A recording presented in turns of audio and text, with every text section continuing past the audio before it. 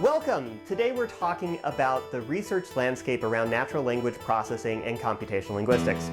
Rather than lecturing by myself today, I'm being joined by a familiar face, Philip Resnik, my colleague at the University of Maryland. Philip is particularly well suited to telling us about what it means to be a computational linguist. In 2020, he was inducted into the Association of Computational Linguistics, ACL for short, as an ACL fellow. So if anyone can tell us what the field is like, it would be you! But because research is so tightly connected to publications and conferences and professional organizations, we're going to start out by talking about those things. Philip, why don't you start by telling us a bit about the ACL? The ACL actually started out as the American Association for Machine Translation and Computational Linguistics. And so you can see from the shift to it being the Association for Computational Linguistics, which is an international association, a shift in the emphasis in the field, both in terms of the broader participation internationally and also the broader focus in terms of what the field is about. The field has evolved in a whole bunch of other ways as well that you can see in the organization. In the in my case, mid-'80s, when I first got involved in natural language processing and computational linguistics, the field was largely focused on knowledge-based and symbolic sorts of approaches, and you could see that in the kinds of papers that were appearing at the ACL conference. When I think the first one I went to was in 1989. And then you saw this shift in the early 90s to the statistical kinds of approaches, and more recently, a big shift in what goes on in the conference for the kind of dominant deep learning approaches that you're seeing today. So in some sense, the ACL conferences, it's now a family of conferences, really reflects the way that the field as a whole is changing. So these days we have annual conferences. The international conference rotates between the Americas and Europe and Asia. You also have the regional sort of sub-conferences. So for example, North American ACL takes place even when the international conference is being hosted in Europe. You also see a lot of workshops that are a very important part of the ACL experience in the ACL community that focus on particular techniques, or workshops that focus on particular application areas, or workshops that are related, for example, to the cognitive science side of computational linguistics. And part of what makes you a member of these organizations is that you have to be a member to attend these conferences and workshops. And at the end of 2020, there were 6,500 members of the global ACL organization. Does that mean that there are 6,500 people who do computational linguistics? I think that ACL is just one particular window into the field of computational linguistics. So in some ways, it is an overestimate in terms of what's going on in the conference community. But conversely, there are lots and lots of people doing computational work in natural language, computational linguistics, and NLP more broadly that are not technically a part of the ACL community itself. You have an AI community where there's a lot of stuff going on these days with text and machine learning with text. You have a lot of activity going on in industry that is connected to but not directly participating in the big research conferences. You have an entire data science community that is emerging where text is a very important thing. And you also have lots of local stuff, right? In addition to the geographic, sublocales where you have Europe and Asia and so forth. And by the way, for example, North American ACL is working hard to try to increase participation from Latin America. But you also have sort of at the micro level sub-communities where you have meetups. In the US, as an example that I'm aware of, specifically on natural language processing or data science with a focus on NLP sorts of things. But in much of computer science, the identity of a community seems pretty tied to which conferences people attend. So what are some of the conferences that computational linguists might be interested in? Well, clearly the ACL conferences EMNLP, empirical methods in natural language processing, which really you can think of as sort of folded in with the various ACL conferences. Let's not forget about the workshops that take place at these various conferences, because those are a place where you see a lot of cutting edge research and things that are specific to a sub area of research or a set of techniques. There's certainly things in the machine learning community that are related. NeurIPS being an example, computational natural language learning. The LREC conferences that have focused on language resources and evaluation historically are now an important venue. You also have relevant venues in related disciplines. So, for example, the American Medical Informatics Association would be a really key venue for informatics work, including stuff with language in the medical community. You have the Text as Data Conference, which really started out as a big focus for text-based work in computational political science and has broadened out somewhat from there. You have the CogSci Conference and other cognitive science sorts of venues. And in addition to that, you want to look for shared tasks that are out there that might or might not be associated with particular venues, which are an important locus for research. Now, that said, I want to emphasize that even though we're focusing on the conferences and workshops and so forth in terms of community participation, we want to be careful not to have a case where the tail is wagging the dog. As you approach the idea of doing research in computational linguistics, sure, we target places for publication. That often drives the research and the schedule of research. But you want to think about the contributions you want to make and the problems you want to work on and the impact you want to have. And those things should be what is leading you in terms of your interests, not the particular sub-community or the conferences that you want to go to. That's right.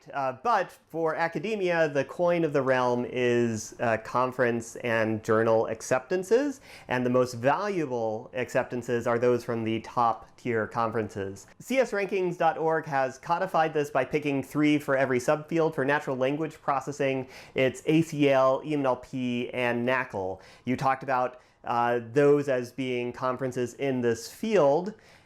And the top conferences have an acceptance rate of around 20 to 25%, although it depends on the year. How hard is it to get a paper into these conferences?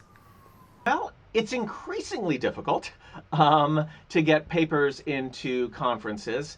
The community has had a lot of discussion about the reviewing process and to some extent the noise that you see in reviewing and questions of reviewing quality, the criteria.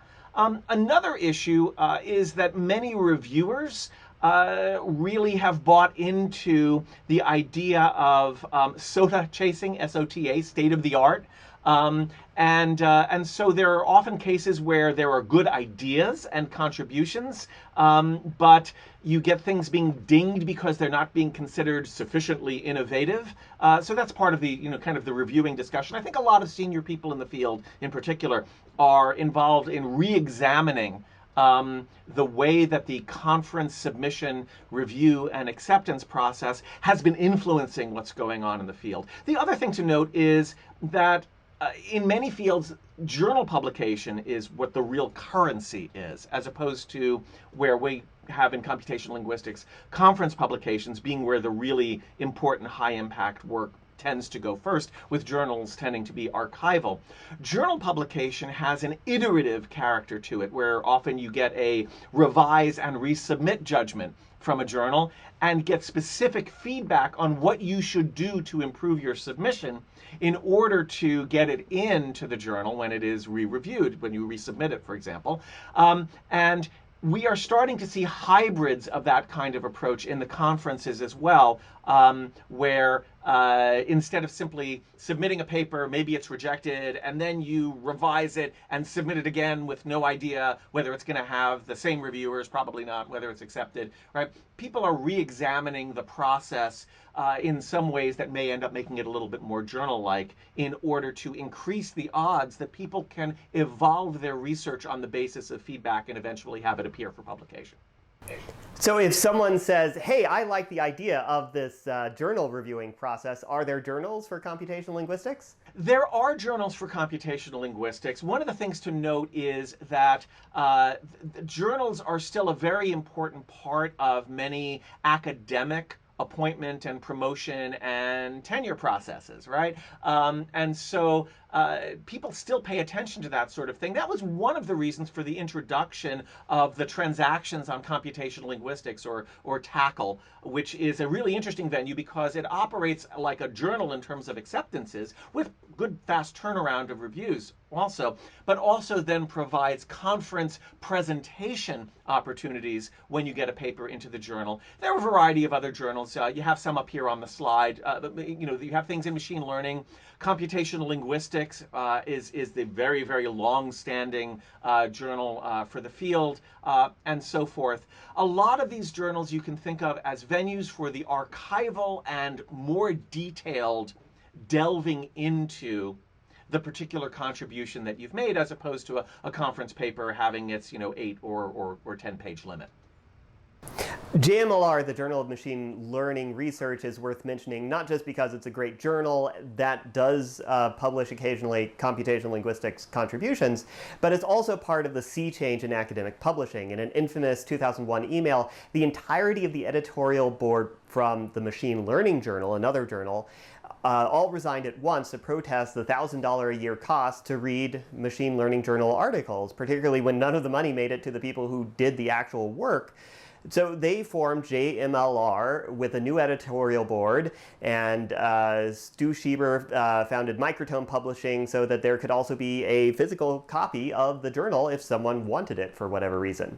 So there's a big evolution in terms of open access to research contributions.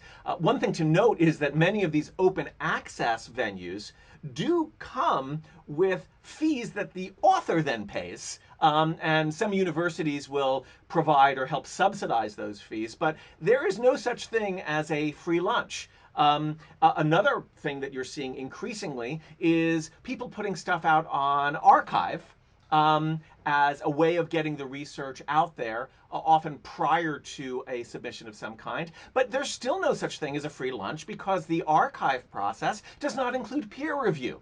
And so there you have this open, just get it out there flavor, but you also lack the sort of gatekeeping functionality that is what the publication venues provide. While we're talking about experiments, an interesting new addition to the set of journals are findings. Going back to the problem of low conference acceptance rates, this journal, the findings of the Association for the Computational Linguistics, or the findings of empirical methods in natural language processing, take papers that are scientifically sound but don't have the impact or flash of higher ranked papers. The broader lesson here is that there is a whole range of ways that research gets out, and the community is working very hard to try to figure out the ways to both allow people to publish things that are potentially important, but also serve a gatekeeping function for quality control. You mentioned that there are many ways to get publications out. There are also many types of publications from different subcommunities within computational linguistics. What are some of these subcommunities that you might see as part of the broader conference, or a journal, or just something that people work on? Yeah, there are many, many different sub-areas that people focus on, and you can think of this in terms of things like domains or subdisciplines of interest, computational social science being an example. You can think of this in terms of sub-problems of NLP, like focusing on dialogue or discourse or ethical issues. You can think of it in terms of particular applications, like machine translation. So there's a whole variety of ways of carving up the field. And you can think of the conference as essentially just a gathering where all of these things are coming together, and we get valuable crosstalk rather than everybody working in all of their own silos for most of the rest of the year.